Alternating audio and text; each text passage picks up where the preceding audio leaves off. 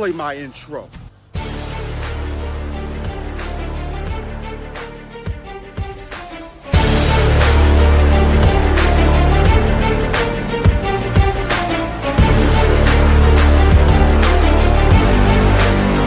Now it's time for the Robb Johnson Sports Show, presented by Robb Johnson Media and the Legacy Maker Sports Network.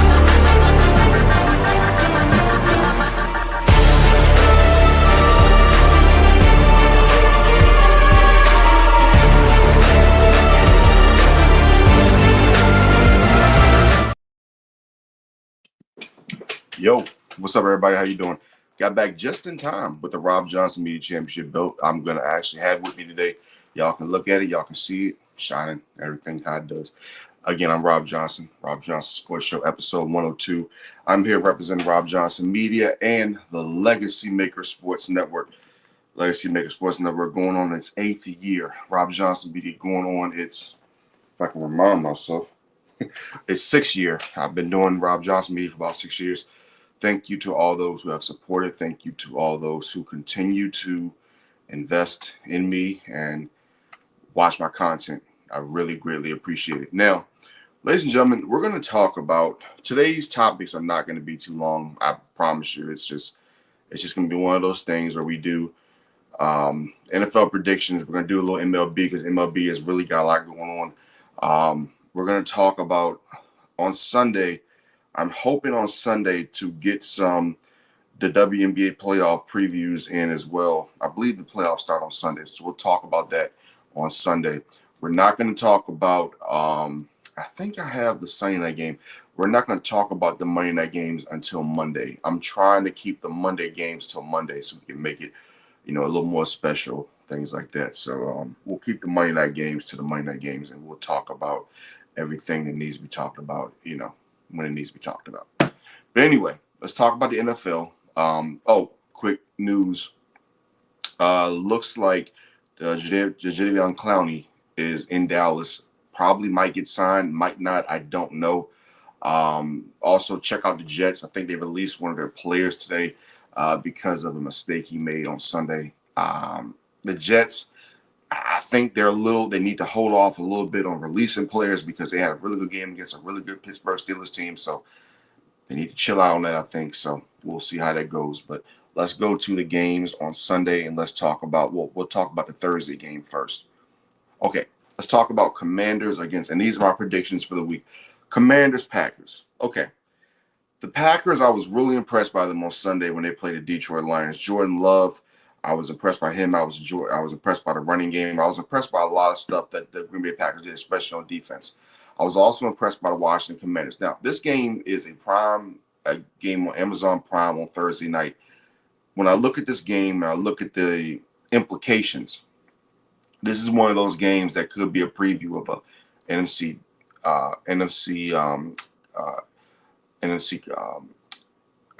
it could be a divisional game. It could be for the conference championship.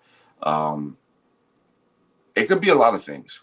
We could see this matchup again in the postseason because these two teams are really good. Jay Daniels, I'm a big fan of his. I think that he's been doing great things with that Commanders team. We're going to look at the stats between both quarterbacks so far. Daniels was 19 of 32, 33, a touchdown, no picks. Jordan Love, 16 of 22, 188, 2 touchdowns, no interceptions. I think that the key factor in this game is going to be the running game. I think Washington definitely needs to get their running game going a lot more. I think that whoever can run the ball the best in this game will win the football game. Also, whoever's defensive line can get the most pressures. And we know Green Bay has good defensive line, but we also know the Commanders have a decent line as well. And Bobby Wagner, at his age, I believe I don't even know how old Bobby Wagner is at this point. And it really honestly doesn't even matter. But I think Bobby Wagner's between, 35, 36. Bobby Wagner's still flying around the football field doing great things for the Washington Commanders. I am going to actually give my upset pick here. I think a lot of people wouldn't see this as an upset. I don't see it as an upset, especially because you look at the Commanders being in an NFC Championship game last year. I think the Commanders walk into Green Bay. No, I think they run into Green Bay. I think the Commanders run into Green Bay And I think the Commanders take down the Green Bay Packers in this football game. I know a lot of people will say, well, the Packers look good. They have the defensive line and everything like that. But I just believe that the Washington Commanders are one of those teams. They came out Sunday against the Giants. They were confident. You saw how well Deebo Samuels played. Whoever the hell said Deebo Samuels was washed, you're not thinking correctly. You're not thinking correctly. He's still a really good football player. I believe in Deebo Samuel. I think that the Washington Commanders win this football game and put the NFL on notice. Now, Cleveland, Baltimore. To me, this game is, I'm not going to say simple, but this is my warning to the Baltimore Ravens. Last year, you lost to the Las Vegas Raiders in a game that nobody thought that you would lose. You have to be careful with this Cleveland defense. They're very confident. However, if you're Cleveland, you cannot go in there thinking that you can have the same game plan that you did against the Cincinnati Bengals last year. You will lose 20, 30 to nothing. You'll lose by a big amount if you do not have a better game plan going there against Baltimore. And if you think that they're not motivated to have Joe Flacco back in there and beat him down, you're sadly mistaken. Because remember, Joe Flacco was the last man who started for the Ravens before Lamar Jackson came in. So there has to be revenge factors, especially on Joe Flacco. He won't say it, but he has to be motivated to want to play the Baltimore Ravens. Whenever you get dumped by that person or that team, you always want to get revenge on them. You always want to show them what they missed out on, even though we know that Lamar Jackson is the truth. Next game. So I have Baltimore in this game. I'll give it to them by a score maybe 30-14. And in my Washington game, I forgot to give you that score. I give it to Washington by a score of 17-14 in a thriller. Jacksonville against Cincinnati. Again, I'm going the road team here. I'm going Jacksonville. I think Jacksonville has improved on defense. I think their performance last week was really good against a Carolina team who I think has definitely improved on the offensive side. So I'm going to give it to the Jacksonville Jaguars in Cincinnati by another thriller. It's going to be a thriller type of weekend, folks. I'm going to give it to them 23-20. I think that Travis Hunter makes a big play on that porous Cincinnati defense. Next, we have the Dallas Cowboys against the New York Giants. I'm going to give the Dallas by a score of 35-17. I think the Giants do get some points here, but I think Dallas ultimately wins this game in a 18-point blowout. Bears-Lions. I think this is another game that could get a little ugly in that 1 o'clock slot. Not saying that the Bears don't have the proper. It's hard to talk about the Bears, man, because especially what we saw last Monday night when they basically allowed J.J. McCarthy to have that big fourth quarter. I don't know what to think about the Bears. I don't know what to think about the Detroit Lions. Right now, both teams have me completely baffled. But if you're the Detroit Lions, this is a must-win. You cannot go home and lose to this Bears team. If you're a Bears team, you can't go on the road and go 0-2. You got Dallas next week. You got other good teams down the road. You have to have this game. So this is the must game of the week. And if I'm going to be completely honest, I don't know who I think is going to win this game. I don't know what I'm getting from Detroit. I don't know what I'm getting from their offense. I don't know what Jared Goff is going to do. I don't know if this team is good without Ben Johnson. I don't know if the Bears defense can hold up against that running game of the Detroit Lions. But this is what I do know. I do know that the Bears, I cannot trust you. I cannot trust you.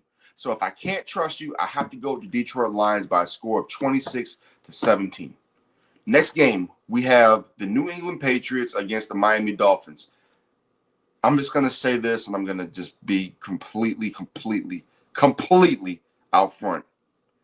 If you are the New England Patriots, if you are worth a damn, and this will also tell us about the Indianapolis Colts. This will definitely tell us about the Indianapolis Colts and if the Indianapolis Colts are legit and if that defense was really legit. If you're the Indianapolis Colts, if you're not the Indianapolis Colts, I'm sorry. If you are the New England Patriots, if you want to show that you are really worth a damn, you make sure Travion Henderson gets over 10 carries, well over 10 carries. Stephon Diggs should be catching balls all day. The New England Patriots should go in and win this game by at least 10 points. If the Patriots don't win this game by at least 10 points, they are frauds. And I don't give a damn if it's in Miami. If you do not go into Miami and beat these dudes down, then that shows a lot about the Patriots, and that shows a lot about how good the Colts really work. If you're the Miami Dolphins, just show up, show some pride. If you don't like your coach anymore, guess what? We get it, but just show some pride. Because I'm telling you, if the Miami Dolphins get beat down in Miami against the Patriots, there's going to be sweeping changes very, very soon. They may not have a head coach going into week 3. They may not have a head coach going into week 3, and that's just being honest. So I'm going to give this game to New England Patriots by a score of 30-17. Now, let's go to the other games. San Francisco against the New Orleans Saints. The Saints played particularly better than I thought they would play last week. Spencer Rattler, Alvin Kamara needs to get more carries. He needs to be more productive. But the 49ers losers, they don't have George Kittle. Brock Purdy actually might not even play in this game because of a shoulder and toe injury. But from all things I'm hearing, he will play. And from that contract he got, they're expecting him to play. So if I am the San Francisco 49ers, I try to run the football here heavily. I rely on Christian McCaffrey because this is still a tough Saints defense. Don't get it twisted. They are still a tough defense. But if you're the 49ers, you should be coming out of New Orleans 2-0. I'm going to give this to the San Francisco 49ers by a score of 16-13 in a barn burner. Now, Buffalo Bills and New York Jets. This game is complicated for a couple of reasons. Because, first of all, Buffalo should be 0-1. They should be 0-1. Now, coming off that high, it's two teams coming off two highs that became lows. Well, and this is what I mean by that. Buffalo's coming off a game where they have the ultimate high because they won the game and they just felt so good about themselves. How are they going to respond at this 1 o'clock slot against the New York Jets? The Jets, they had such a high. They were beating the Steelers. They were doing good. And then, boom, it all crashed down. So it's going to be about the mental ability of both teams. Which team is more mentally focused in this game? I call this the mentally focused game. Who's going to win this football game? And you know what? I'm going to actually give it to the New York Jets. I think the Jets offense right now can go up and down on the Buffalo Bills defense. And I believe the Jets defense can do just a little bit to stop the Buffalo offense. I feel like if the Jets have a substantial lead in the fourth quarter, I think that they can get the win. Now, again, if the Jets go down 0-2, that's going to be trouble for them. So this is a must-win for the Jets. I'm going to give it to the Jets, but I don't know how confident I am about it.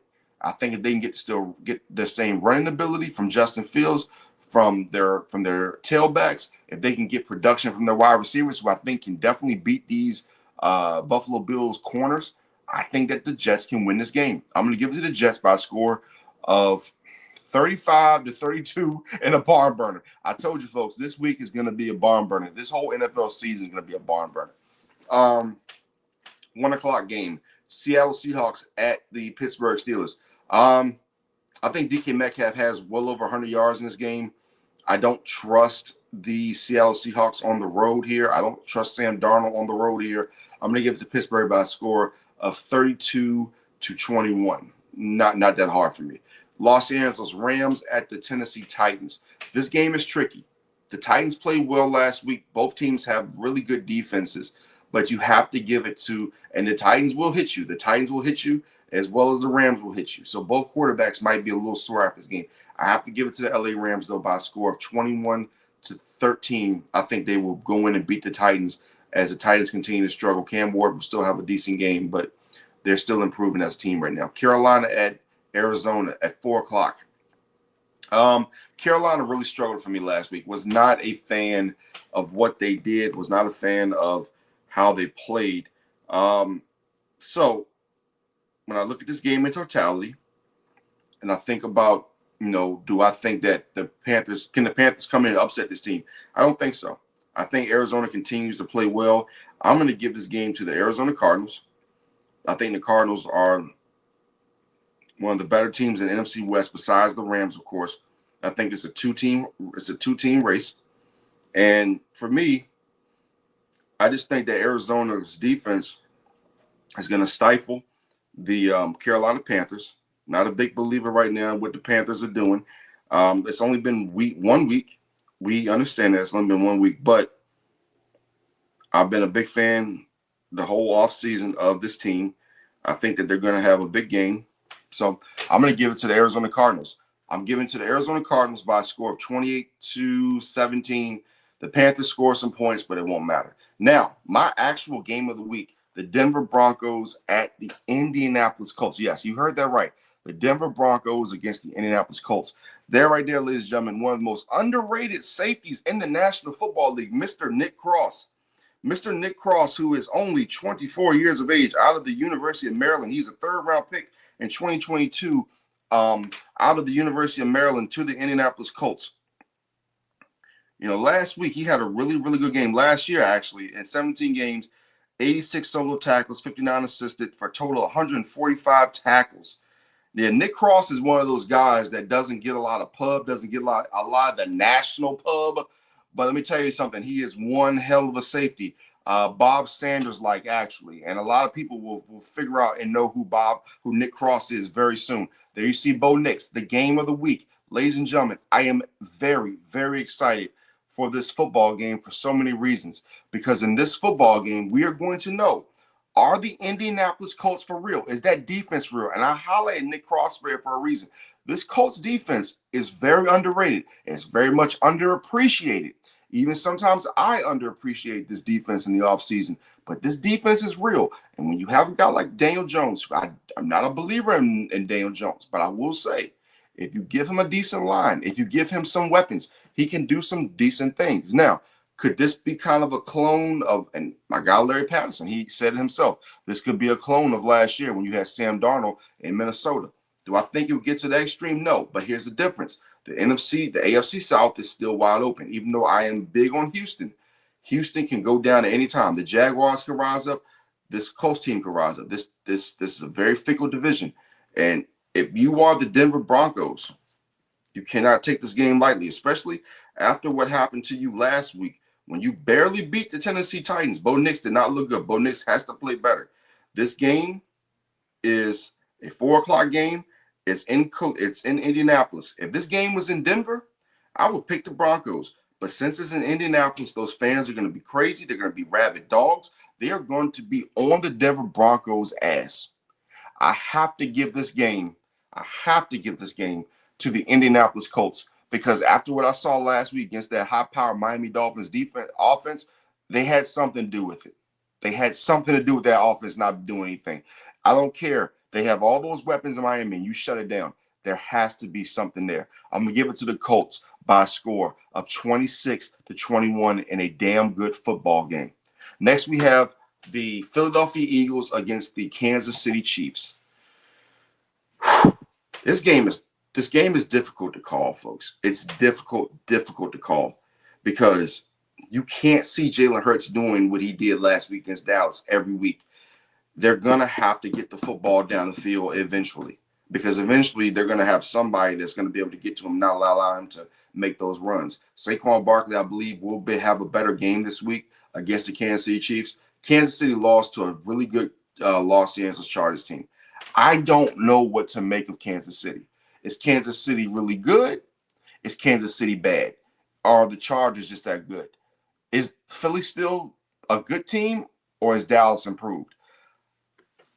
I have to be honest here, and I have to say what I feel. And I think that right now, the Philadelphia Eagles continue to be disrespected. I think that Dallas is an improved football team, which I said in the offseason. I think that the Los Angeles Chargers are an improved team. So now we have these two teams that were in the Super Bowl last year who struggled in week one. One won the game, the other lost the game. I think here the Kansas City Chiefs go to 0-2. I'm going to give this game to the Philadelphia Eagles. 4 o'clock slot.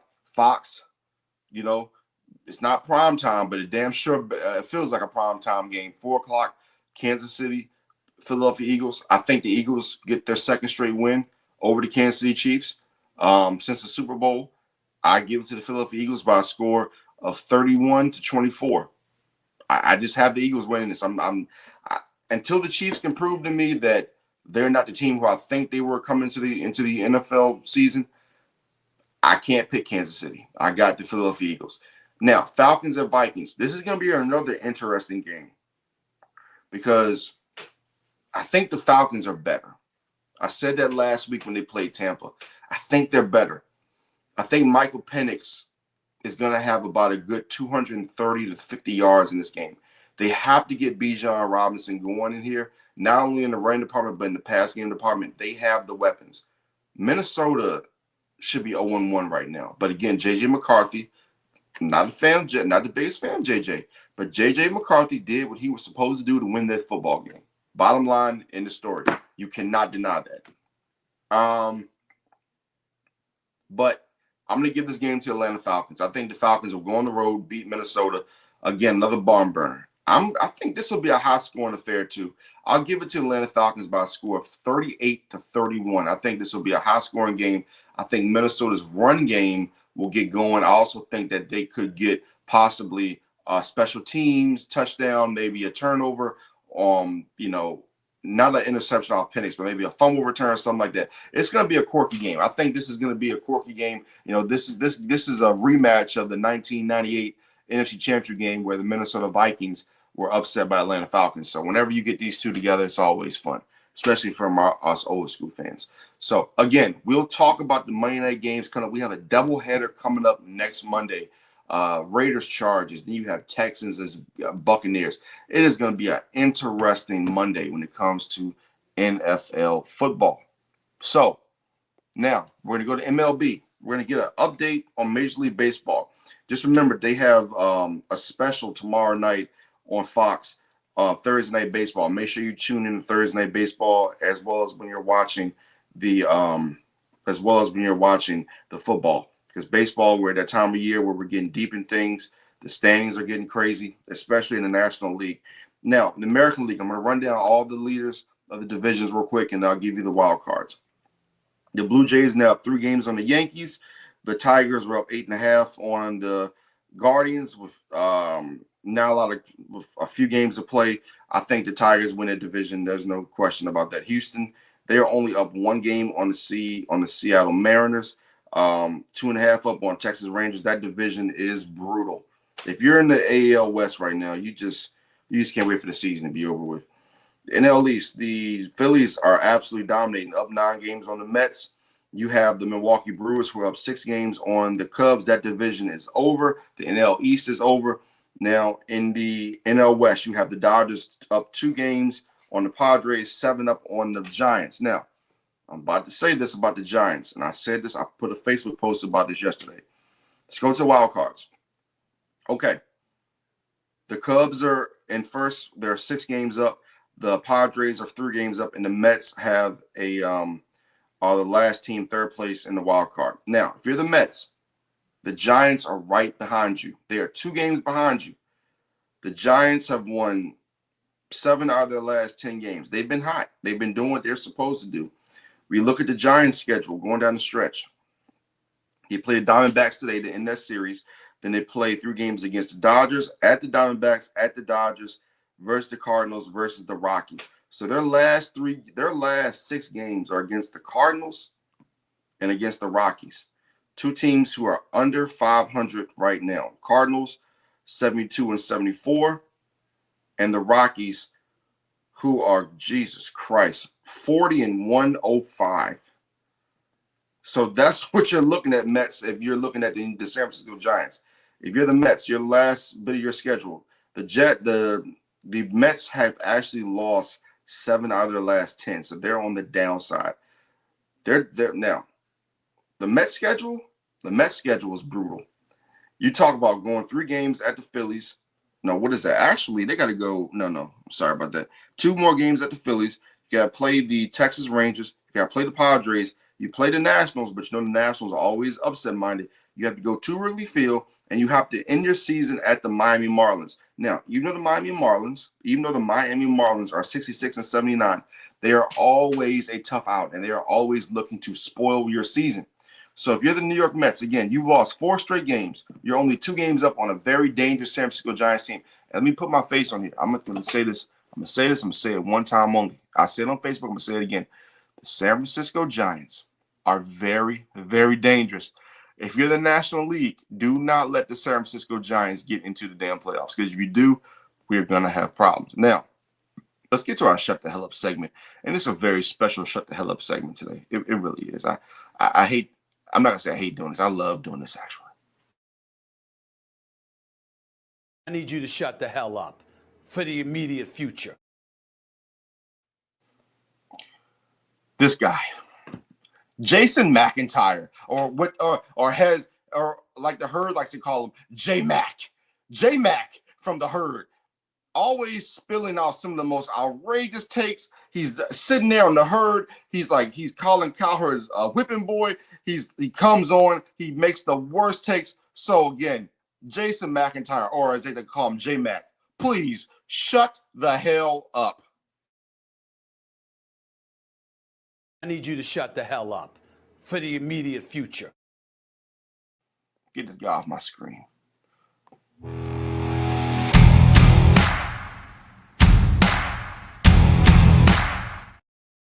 So my tell the world how I feel today is very simple. We got a big week of sports coming up. WNBA playoffs are Sunday. You got MLB. You got the NFL. The NBA will be starting up very, very soon. Not this month, but starting up very soon. You got the NHL coming back. A lot of great things happening in the world of sports. College is happening. You know, the local teams, Richmond playing North Carolina. You have Women Mary playing Virginia. You have Virginia State. You have Virginia Union. You have Liberty. If I missed you, I'm sorry. You have all these local, Randolph-Macon. You got a lot of local things going on, a lot of good sports going on. So just continue to like the sports, continue to follow Robb Johnson Media, continue to follow Legacy Maker Sports Network, continue to follow everybody out there who does great things in sports, Larry Patterson, etc. We'll be giving more shout outs here very soon to more people as well and their sports platforms. That's my goal. I want everybody to grow. I want everybody to succeed. So if we all do that, we all work together, everything will be better. Let the dream work. Y'all have a great day. I will see you all on Sunday. Sunday, we will talk about no. I'll try to get to you guys Sunday. If I can't get to you Sunday, we'll talk Monday about the NFL games. Just remember, I am bringing Gold Standard Wrestling back. I'm going to try to make that more consistent on Monday nights. More Mondays, Tuesdays, stuff like that. We'll get a schedule for it. If you all who enjoy professional wrestling, catch me on Friday as I'll be live from Norfolk as we'll be talking SmackDown, a big show. I'll be doing a show live from there on Gold Standard Wrestling here on the Robb Johnson Media sports page and Legacy Maker Sports Network. See you guys then.